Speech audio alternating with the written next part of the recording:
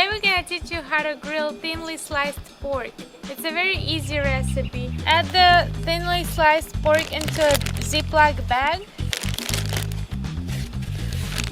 We're gonna add 1/4 cup of soy sauce, 1 teaspoon of garlic powder, 1 teaspoon of paprika, and black pepper to taste.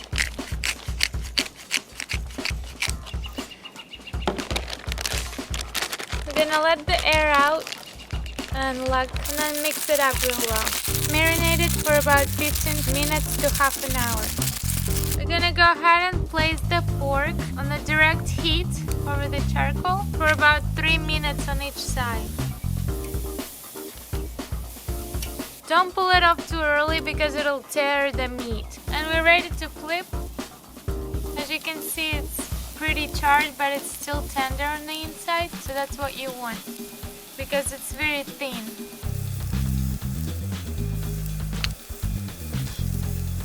You want to give it another 3 minutes and then pull them off.